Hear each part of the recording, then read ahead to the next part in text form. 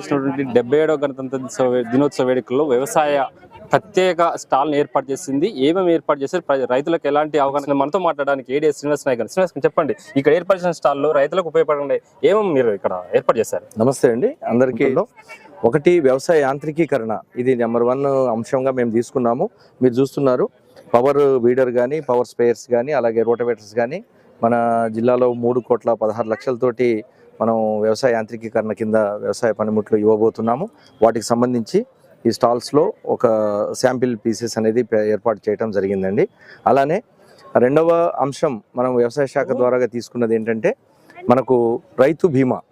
ఈ రైతు బీమా అనేది రైతు సోదరులకు ఏదైనా విపత్తికర పరిస్థితుల్లో ఏదైనా ఇబ్బంది జరిగినా కానీ వారి కుటుంబానికి ఆసరాగా ప్రభుత్వం 5 లక్షల రూపాయలు ఇస్తుంది.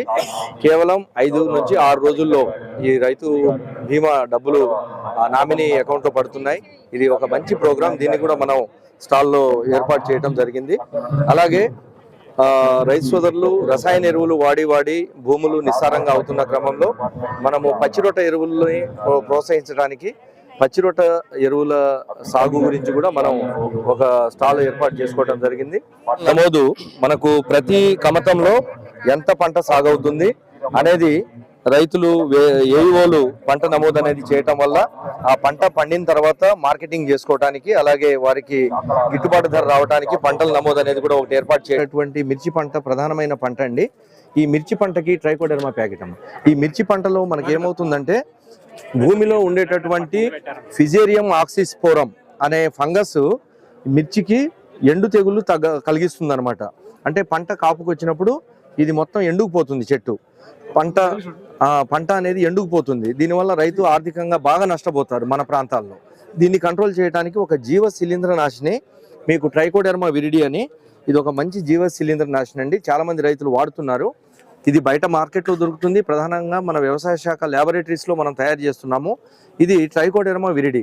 ఎకరానికి 2 కిలోల ట్రైకోడెర్మా విరిడి పౌడర్ని మాగినటువంటి పశువుల ఎరువు ఒక 50 కిలోల పశువుల ఎరువులో కలుపుకొని ఒక వారం రోజులు నిల్వ పెట్టుకొని దీన్ని మనం మిర్చి నాటు పెట్టే ముందు చక్కగా సాలలో కనుక వేసుకోవటం వల్ల ఈ జీవన శిలీంద్రం ఇది డెవలప్ అయ్యి భూమిలో ఉండే ఫిజేరియం ఆక్సిస్పోరం అనే ఫంగస్ని అరికడుతుంది.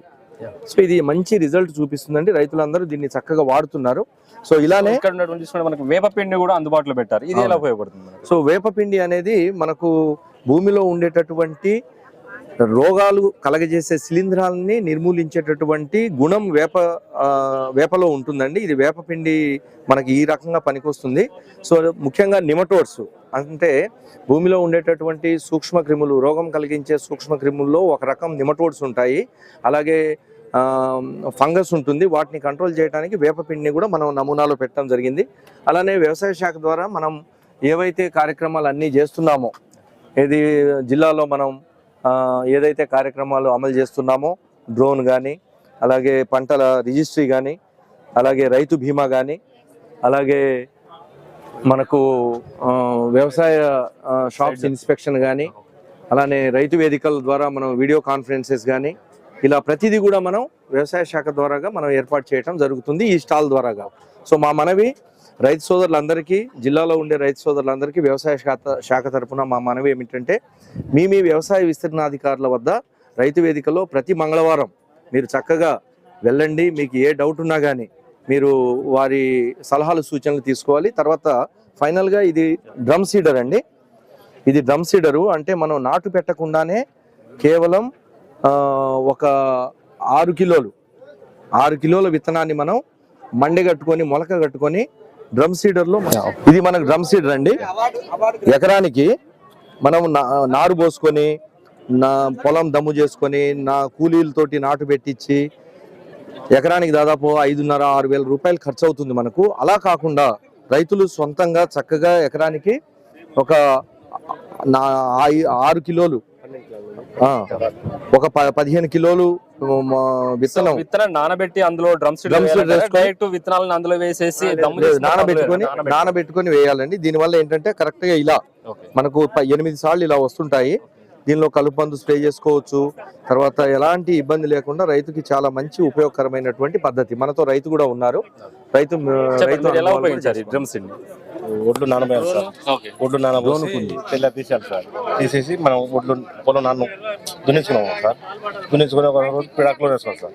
అయితే 24 గంటలు ఉంచుకున్నాం పిట్రాకులో 24 గంటలు ఉంచుకున్నాం అనుకో, దానివల్ల గడ్డి కొమ్మలు వస్తాయి. అయితే 3వ రోజు గుంజేయాలి సార్. గుంజేస్తే ఇప్పుడు కింద బురద కూడా గట్టి పడుతుంది. దమ్ము చేసి నాటు పెట్టాల్సిన అవసరం నాటు ఉండదు. పెట్టే అవసరం లేదు, గుంజుకోవాలి సార్.